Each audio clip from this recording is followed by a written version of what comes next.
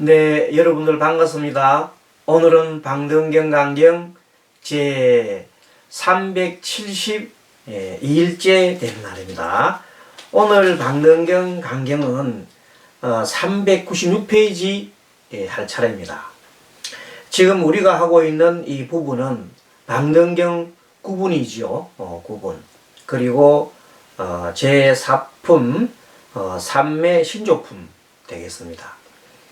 자, 그리고 지금까지 품이 1. 마곡품, 2. 왕곡품, 제3 마조곡품. 오늘은 지금 이제 하고 있는 부분은 3매 신조품 이렇게 하고 있는데, 이 내용들은 파순이가 마왕 파순이를 조곡받는 과정이라고 보면 됩니다. 그래서 제3품에서 마조곡품에서 마왕 파순이가 부처님을 위해할 목적으로 온갖 이 방법을 동원합니다. 그래서 많은 하늘의 마왕들을 동원하는데, 그 중에서 대부분 이제 마왕들은 부처님께 귀의해버렸습니다. 그런데 일부 남은 마왕들과 함께해서 이제 이 품에서는 부처님을 최종적으로 위해하려고 하고 있는데,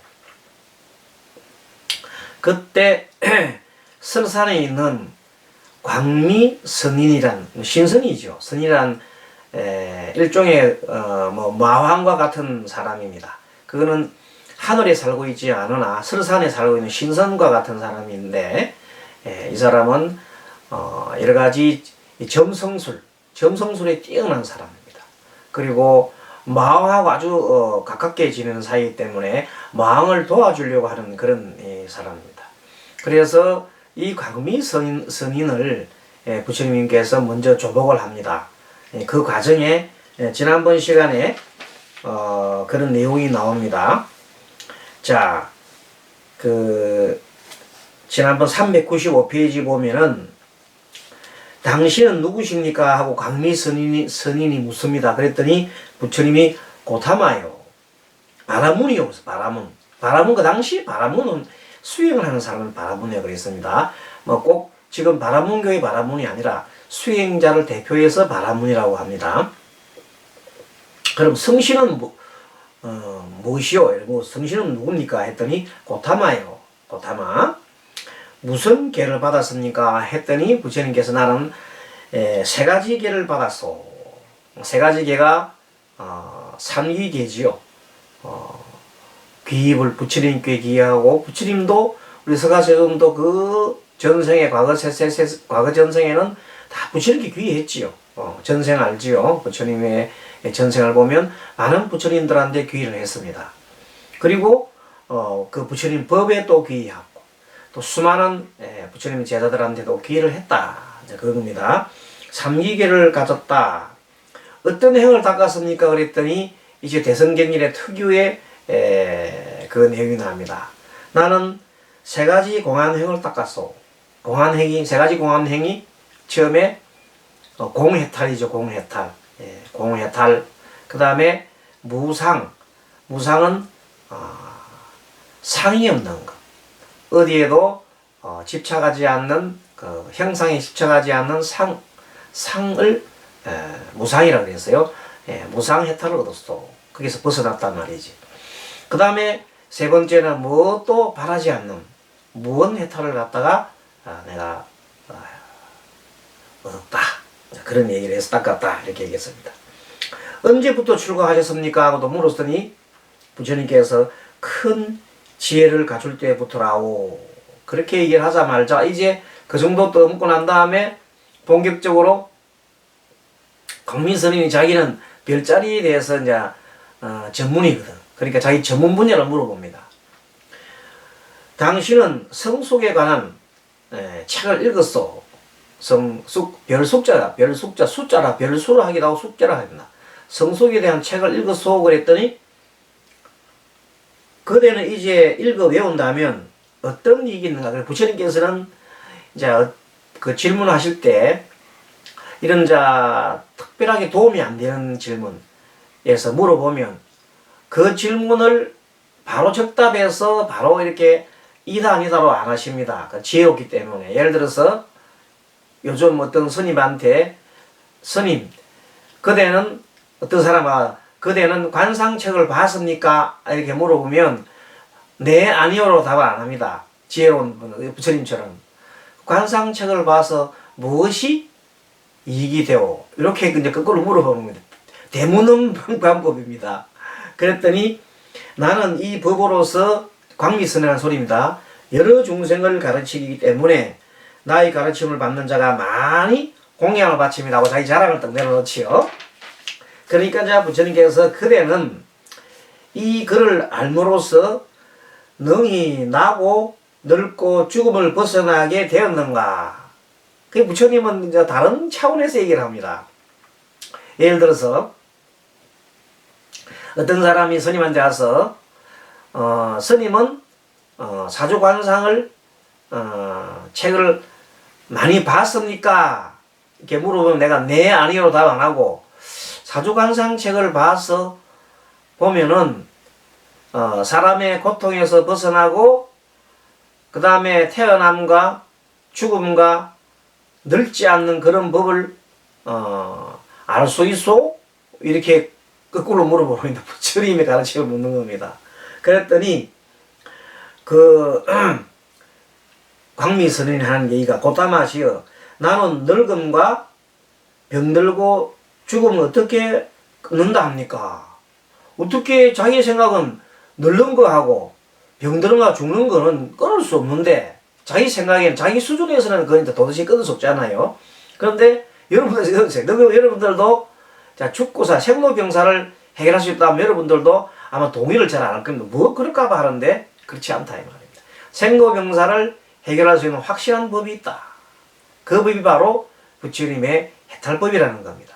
그랬더니 그대가 만약에 나고 늙음과 병들고 죽음을 끊을 수 없다면 무엇 때문에 그러한 성소의 서적을 읽고 외우는가 하고 부처님께서 거꾸로 얘기를 합니다. 그러니까 만약에 당신이 만약에 성소의 글을 알지 못한다면 무슨 까닭으로 몸에 성행체가 있습니까?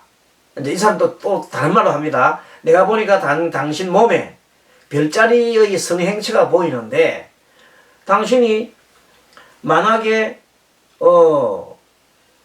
성수의 글을 알지 못하는데 이제 각각 자기의 전문 분야를 얘기하는 겁니다. 다른 말로 그게 적답을 피하고 이 광미선인도 한 수 높단 말이야. 그러니까 부처님한테 생로병사하는 그런 프레임이 안 걸려 자꾸 안 넘어가고 부처님 보면서 부처님 몸을 보니까 당신 몸을 보니까 별자리가 보이는데 어떻게 해서 당신이 모른다 별자리도 모르면서 어떻게 별자리가 몸에 보이느냐고 이렇게 묻습니다. 내가 아는 대로 말하자면 반드시 고타마는 당신은 이러한 성수의 저 언덕을 통달했다고 내가 보는데 당신 내가 볼 때는 당신이 이 몸에 성수 별자리가 나타났다는 그 상징을 보면은 그거는 30 이상이죠. 부처님께서 아주 수행을 갖다가 잘한 결과 위없는 그 깨달음 얻는 결과 몸에 상스러운 조짐이 30 이상 80조가 나타난 겁니다. 그 중에 하나가 별자리 모양 같은 것이 자기 눈에 보니까 별자리 모양 같은 게 보였다 이 말입니다. 그 말입니다. 그래서 내가 볼 때는 부처님께서도 그 성수의 이치를 흔히 알고 있는 것 같은데 이렇게 물었습니다. 그랬더니 부처님께서 거꾸로 또 묻습니다. 이런 법이 참 어찌 보면은 내가 안다 모른다 이 답을 안 합니다. 절대 그럼 거꾸로 물어봅니다. 성수의 도가 무엇인가? 뭐를 성수하는가? 성수의 도라 하는가? 또 물어봅니다. 그랬더니 이번에 광미선이 이제 자신있게 자기 전문 분야를 물었으니까 막 대답을 합니다. 자, 여기서 우리 부처님께서는 어떤 분인가 하면은 어떤 얘기를 할 때에 시비에 절대 넘어가지 않습니다. 옳고 그름과 또 그 다음에 어떤 문답에 그 사람 페이스대로 가지 않고 거꾸로 얘기를 슬기롭게 잘 해갑니다. 자, 그래서 그 사람이 눈높이를 맞춰서 얘기를 해주는 겁니다. 이 사람 지금 별자리를 잘 알잖아요. 그렇게 별자리에 대해서 네가 이야기해봐라 하고 이제 얘기를 했더니 신나게 별자리에 대해서 얘기를 할 수밖에 없단 말입니다. 그러면서 부처님께서 가만히 들어줍니다. 가만히 들어주고 마지막에 부처님께서 탁 이렇게 질문을 쏟습니다. 그래서 그 사람이 탁 그 순간 아차하고 깨우치겠죠. 그런 법을 부처님께서는 그 자에 이분은 뭐냐면 광민스님은 굉장히 지혜가 높은 사람입니다. 그리고 성수 별자리를 갖다 깰 정도로 굉장한 지혜가 있는 사람이기 때문에 그 사람한테는 그러한 차원 높은 질문을 해도 충분히 광민스님이 이해할 것이라고 생각하고 높은 차원의 질문을 하게 됩니다. 그런데 일반 사람들한테는 그런 걸 모르는 사람한테는 그냥 어떤 얘기를 하면 부처님께서 물어보고 마음이 편안하냐 고통스럽냐 물어보고 불편합니다 하면 왜 불편한가 이런 식으로 물어봅니다. 그럼 어째서 불편하다 그러면 그래 그런 원인을 지었기 때문에 그런 결과가 나타난 것이라네. 그래서 아주 쉽게 얘기해 줍니다. 그런데 이 광미선이는 벌써 뭐 성수의 이치를 막 들고 나왔잖아요. 이런 나온 사람한테는 부처님께서 그 말을 할 때 항상 너가 얘기하는 그 성수의 별자를 알아서 무엇이 이익이 되는가. 그래서 또 문답을 이끌어갈 때 그것을 하면은 생로병사에서 벗어날 수 있느냐. 이렇게 또 물어봅니다. 거꾸로. 그러니까 강민선이는 뭐 그하고 전혀 자기하고 거리가 멀잖아요. 그 자기대로 얘기를 하는데 그렇게 했을 때는 부처님께서 자세하게 들어줍니다. 그것이 부처님의 대화법이 탁월한 대화법입니다. 자, 그래서 어떤 것으로 성수에 돌아가는가 하고 이제 딱 질문하니까 그때부터 이 사람이 그냥 잘 자기 얘기를 하지요. 자, 여기서부터 이제 참고로 말씀드리면은 동양의 철학은 옛날부터 이제 별자리에 관련된 게 있습니다. 그것도 결국 음양 오행의 하나입니다. 그래서 북극성을 중심으로 해서 북쪽에는 북극성을 중심으로 해가지고 세 가지 벌이 있어요. 그래서 사문이라 그래요. 그래서 제일 북극성을 보통 우리가 자미도수라고 그래요.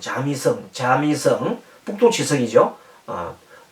자미성, 그리고 태미성, 진시성 이렇게 별 세 개가 세 개가 조그맣게 하나 둘 세 개 있는데 그걸 보고 우리가 삼태성 사문이라 그래요. 별자리를 보면 북쪽에 있는 별입니다. 북두칠성 주변에 있는 별입니다.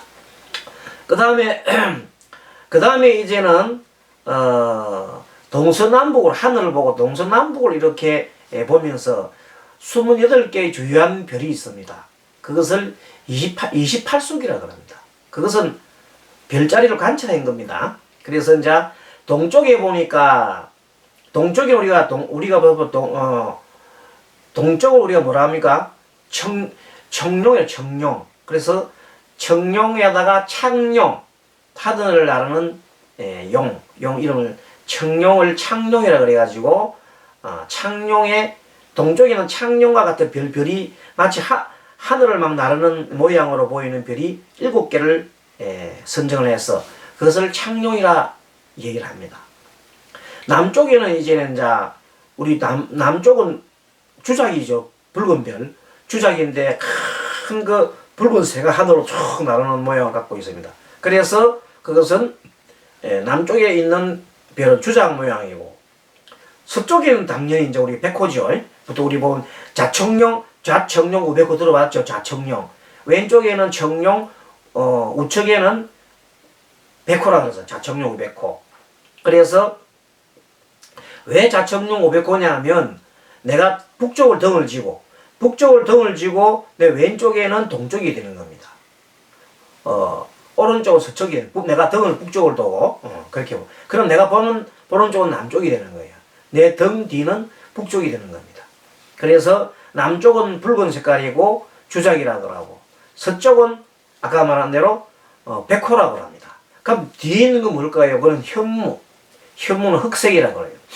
자, 동쪽은 청색, 남쪽은 붉은색, 서쪽은 흰색, 뒤에는 검은색. 뭐 이것은 여러분들이 동양에서 나온 이것은 그냥 상식이니까 여러분도 뭐 같이 배워놔도 괜찮습니다. 뒤쪽에는 뭐라고 현무. 그래서 우리 역사책도 나오잖아요. 현무 주작. 현무. 현무는 뒤에 있는 거는 북쪽에 있는 거는 현무 검은색. 주작은 붉은색. 남쪽에 있는 거. 그래서 동서남북에 각각의 7개의 별들을 배치해 가지고 총 합치면 4, 7, 28 28개의 별이 있습니다. 그래서 그 별자리를 보고 뭐라고 그래요? 28숙이라고 합니다. 그 하늘에 있는 별입니다. 근데 그 하늘에 있는 별자리가 태어난 날짜, 태어난 연월 일시를 봐가지고 태어난 날짜에다가 날짜를 보고 뭐라면 너는 어떤 별자리 태어났다, 어떤 별자리 태어났다 이렇게 얘기를 하는 겁니다. 오늘 지금 그 얘기를 하는 겁니다. 그래서 먼저 동쪽에 있는 창룡에 관련된 게 지금 쭉 나옵니다. 자, 그래서 이른바 28개의 성수가 있는데 해와 달을 따라, 그것이 해와 달을 따라 돈단 말이지. 별들은 가만히 있는 지구가 공전하지요. 지구가 공전하고 자전하고 공전하기 때문에 별자리가 바뀌잖아요. 보는 것이. 그래서 온갖 중생의 생일이나 생월, 생년도 다 여기서 일어난다. 그래서 별자리를 관찰해가지고 우리가 태어난 년, 월, 일시는 별자리를 관찰해가지고 해와 달의 모양으로서 연월, 생년, 월일시가 이렇게 측정이 되는 거예요. 그거는 측정하는 거죠. 그건 과학을 말합니다. 생년, 월일시 지간 이거는 인력이죠. 인력이잖아요. 이거는 과학입니다. 자, 그런데 거기에다가 뭘 붙여요? 그러니까 태어난 날짜에다가 이 별자리를 갖다가 붙여주는, 이제 그것은 점성술이 되는 겁니다. 점성술. 자, 그래서 온갖 성수의 자리는 넷으로 나누어집니다. 그리고 넷으로 나눠지는데 크게 4가지가 동서남북이 있다 이 말이죠. 자, 동쪽은 목방이에요. 목방. 이것도 상식입니다. 동쪽은 목, 서쪽은 금, 남쪽은 화, 북쪽은 수예요. 그것도 상식입니다. 뭐 깊이까지 안 들어도 됩니다만 상식적인 것을 알고 있어야 됩니다. 자, 이렇게 넷으로 나누고 있는데 덕담하시어 동방에는 칠숙은 압니다. 동방에는 칠숙은 압니다. 동방에는 칠숙이 뭐예요? 동방에 있는 칠숙 7개의 별이 바로 창룡에 관련된 7개의 별이 지금 나오는 게 맨 처음에 각성, 두 번째는 항성, 세 번째는 저성, 네 번째는 방성, 다섯 번째는 심성, 여섯 번째는 미성, 일곱 번째는 기성 이렇게 됩니다.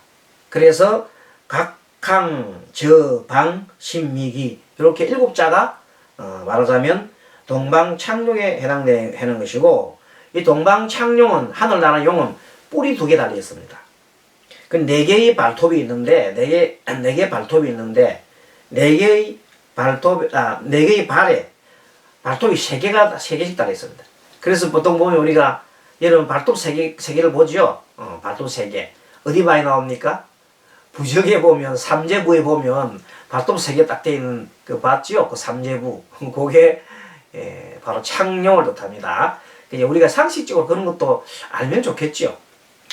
아무튼 이렇게 해서 총 어떤 사람이 생일에 각성에 매였다면 그 사람의 입이 넓고 사지와 이마가 넓으며 그 몸의 오른쪽에 사마귀가 많이 나고 사마귀 위에 털이 있으며 이슬이니, 이거는 뭐냐면 각성에 태어난 사람을 얘기합니다. 이 사람은 재물이 많고 부귀한 상인을 줄 알아야 합니다. 넓은 이마가 코끼리와 같음을 총명하고 슬기롭고 근속이 왕성함을 나타냅니다. 넓은, 그리고 그 폭이 짧고 두 다리가 길며 흰 쪽에 칼에 베인 흉터가 있으며, 참 자세히도 나오네요. 처자를 많이 두고 나쁜 성질이 있어 경솔하거나 조급하며 수명은 80가량이나 오래 사네요. 가량이나 40세 한때 고뇌를 받을 것이고 마다들은 수하지 못하며 임종을 지키지 못한단 말이죠. 마음은 법사를 즐겨, 법의 성품을 즐겨하고 이 사람은 불을 조심해야 한다. 이렇게 딱 나오는 겁니다. 그러니까 각각의 별들에 대해서 이제 설명이 나가겠죠. 자, 오늘은 설명이 처음부터 장황이기 때문에 조금 더 하겠습니다. 한 5분 정도 하겠습니다. 그 다음 항성의 메인자는 이제 별자리 7쪽의 항성입니다. 마음이 법사를 즐겨하고 법사가 법을 즐겨하고 난 성품이 교묘하며 총명하고 다음에 타고난 성품이 부드럽고 연하고 경쾌하고 솔직하게 숨김이 없으며 내용이 참 좋네요. 수명이 한 60 정도 된다. 그리고 35세 때 중병이 큰 병이라는 아는 적이 있고 목둘레에 네 손가락을 뻘칠 정도고 마땅히 흐른 자리가 그 목에 흐른 자리가 있을 것으로 본다. 자식의 운은 별로 좋지 못하다. 이렇게 나온 겁니다. 그 다음에 저성의 메인자는 사람으로 태어날 때 용곤한 몸을 받고 큰 부자가 되고 호기를 누리지만 수명은 25세 왼쪽에 사마귀가 있고 부모에 항상 염정을 내고 출가인을 공경하며 자기의 권속 거느리지 못합니다. 지금 이건 누가 얘기한 소리입니까?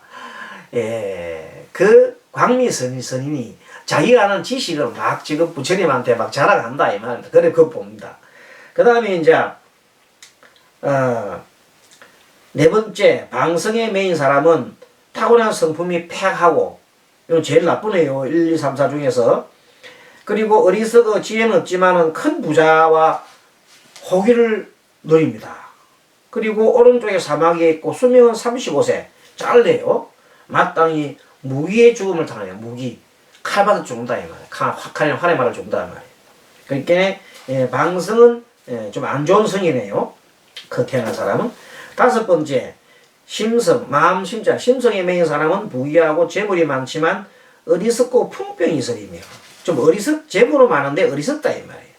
그 수명은 35세. 이것도 수명이 짧네요. 머리가 헌 데가 있고 헌 곳이 있고 명성이 있어 해독을 당하지 않고 처자하고 사이좋지 않다 이 말이에요. 고타마시여 이렇게 심성에 매인 사람은 이러한 상이 있는 것입니다. 하고 이제 아주 멋지게 막 얘기를 한 겁니다. 자, 여기까지 광미스님의 얘기를 듣고 이것이 이제 말하자면 진리가 아닙니다. 아닌데 어쨌든 부처님께서는 큰 마음으로 이렇게 들어주십니다. 자, 들어주고 나중에는 답을 하겠죠. 오늘 여기까지 마치고 다음 시간 또 뵙도록 하겠습니다. 재밌습니까? 여러분 수고하셨습니다. 마하반야바라미